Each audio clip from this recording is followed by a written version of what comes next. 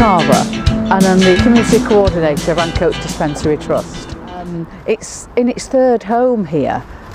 It was first built around Great Ancoats Street and then moved here in 1872, so it was opened in 1874. It was a dispensary for the working poor, for people who couldn't afford to go to a doctor or seek help from anywhere else. They all came here. The people in this area came to the Ancoats Dispensary, and of course it saved many lives, as you can imagine, in this area in the 19th century, surrounded by mills and factories.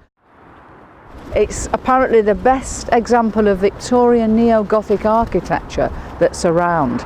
There is a beauty in it, and of course that's what we see, but it's about more than just a building. It's a symbol of what has happened to this community over the last 50 years. So we need everybody on board, because it's no good this building being stabilised, which is the first thing. It needs to be restored.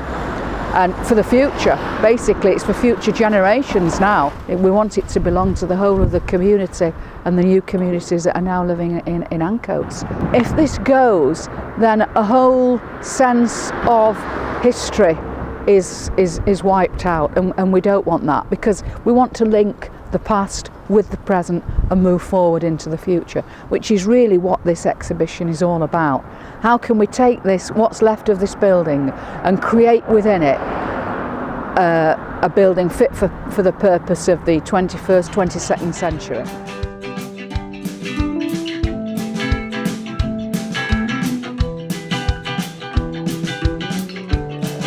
My name's Ian Gwynn. I'm finishing up my PhD on modern history at University of Liverpool, and I'm working alongside the Greater Manchester Coalition for Disabled People, which has been going for 30 years now. So our project was to sort of celebrate the 30 years, and its aim has been to campaign on behalf of disabled people, to empower disabled people as part of for social justice and oppression, against oppression for disabled people. During the process of developing ideas and coming to the weekends at the People's History Museum and listening to other projects and what they've done, we've come to sort of narrow our approach, which mainly is consisted of an exhibition that we will be running at the end of May, based around all the archival materials that GMCDP has kind of accumulated over the years, and for people, disabled activists, but also non-disabled people, to come and sort of reflect on that history, and how that history might be used going forward. And as a researcher, I guess what we perhaps what I think we might have contributed to that was to give it to think about how certain things link together, and I've been interested in my own research into things like activist lives and subjectivities, about how people are able to manage doing politics and living an everyday life as well, and the two things, how those two things come together at different times.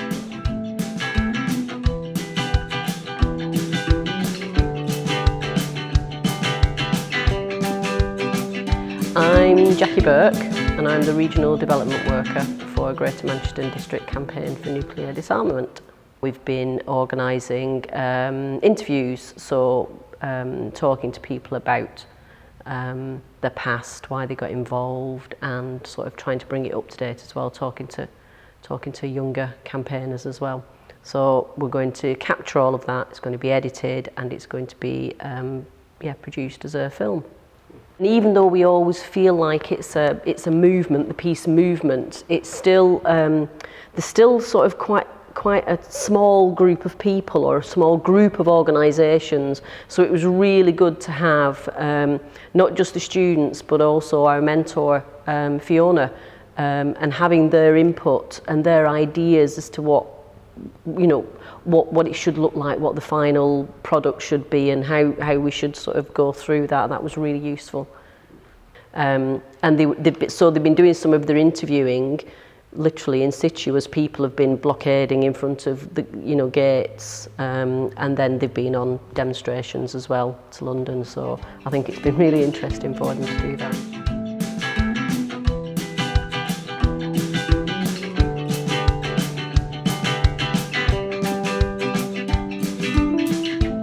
Okay, well, I'm Steve Holloman, and I'm working with the Greater Manchester Centre for Voluntary Organisation, which is based in the St Thomas Centre, a historic building in Ardwick.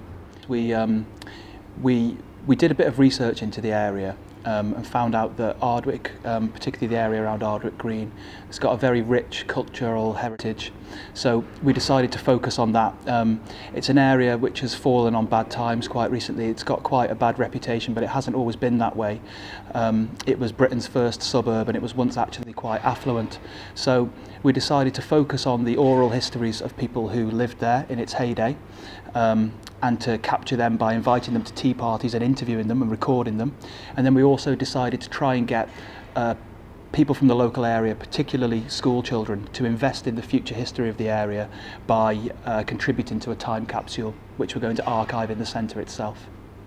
Well, I've got a lot from it. I mean, there's this thing that people always talk about, which is research impact, and particularly in creative arts, it's sometimes difficult to demonstrate that research impact. And I think that as a result of that, sometimes people in local communities who don't go to universities and aren't associated with universities assume that people who are in the universities are just prancing about getting on with their own thing, and why should it matter to us? Is it going to benefit us? And I think that it bridges the gap between the two.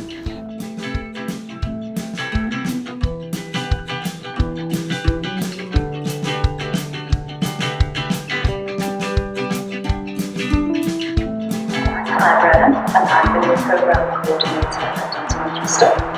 I'm Yvonne Angel, I'm the Fundraising and Business Development Manager at Manchester. While Jo and Sam have been documenting and interviewing our Stride participants on their past experiences with Stride, which has been running since 2009, asking them questions about their own personal development within the programme. And they've been making a video documentary. Yeah, the final film will be available online. We're hoping it's going to be a legacy in that it will help us to secure funding for the project so that we can secure the project. All the boys and young men who have participated in the project and their families and friends have told us how much they've benefited from being involved in the project. Not just that they're involved in something creative, but they're involved in something where they get to meet other boys and young men from very different backgrounds. They get involved in something which makes them feel physically and emotionally better. So it's really good in terms of their well-being. Right from the start, we wanted to make sure that this project meant that Stride could continue in the future, and I think it's really helped in terms of us leaving a legacy. So we really are creating our future history.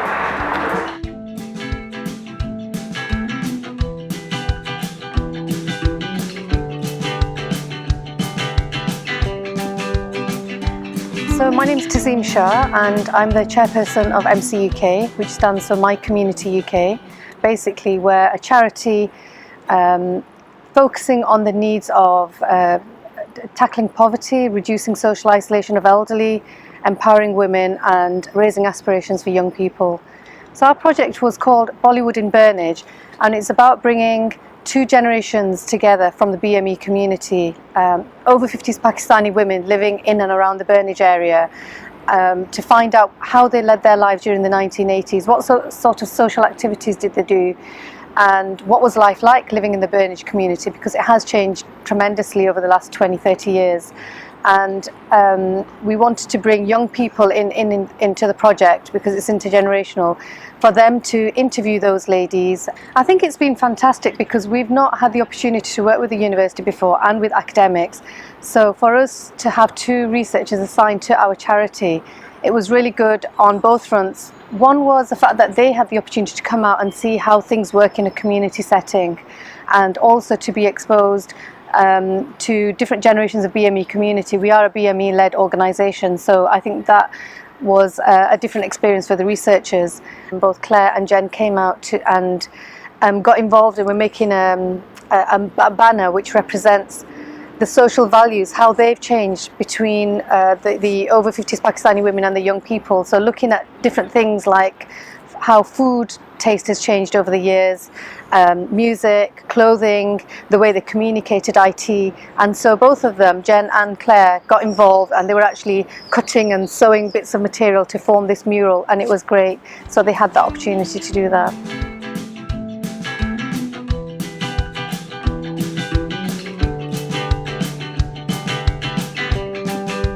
So, hi, I'm Laura. I'm a student from the University of Leeds. I'm working with Adele, a student from Huddersfield University, and we're working with the Moss Side Powerhouse on a project called Pictures of Youth.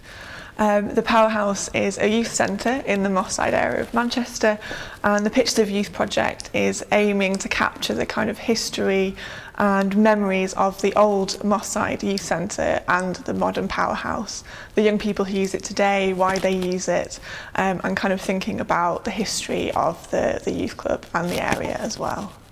We've also been working with Kemoy and Devon, who are two of the youth workers here at the youth club, and chatting to lots of people, so old members, past members, old staff members, and current users of the Powerhouse.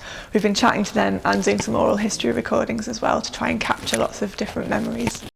And one of the things that we said right from the start of the project is that obviously Adele and I are not from Moss Side, we don't know the area at all, so it almost becomes even more important to listen to and learn from local people about their histories and about their ideas. And because we're working with the youth club, it's kind of trying to listen and learn from people about what the youth club means to them, as well as kind of using our own history research skills to kind of, do the oral history interviews and research into the kind of, the building itself and where it came from.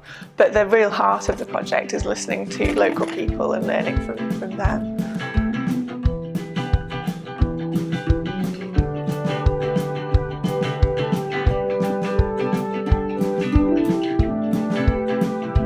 So it's been a great collaboration really, and the three researchers plus their mentor have really embraced the idea of the Ancoats dispensary, and they're just as addicted to it as we are now. Yeah. That's I think in a way the dialogues that we were able to have, episodic as they were, could be a real kind of point from which to kind of rethink what we were all doing. With us, and we've worked together really well. The group of us have got on well, and we share the same. I think we share the same sort of politics and the same sort of feeling for the issue, as well as the community, as well as producing something. And it certainly enriched me and made me think a lot about the future things I'd like to get involved with in order to reach a wider audience with my own research and my own creative work as well.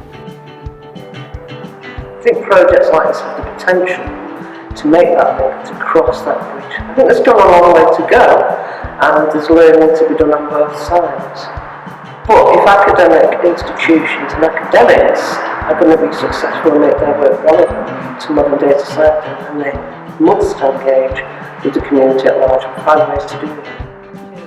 And for us, it was really beneficial because they obviously brought so much expertise in terms of the academic world, and so it's been great. They've been so intensely involved in researching drainage, and they've not shied away from the fact of coming and spending time at our office and really mingling in with the young people and and also the over 50s ladies. I think the workshops have really helped with that and helped us to refocus and kind of refine our thoughts and come up with a really feasible project. It'll hopefully be something that's long lasting, that the Powerhouse themselves will be able to carry forward after kind of this little project is over.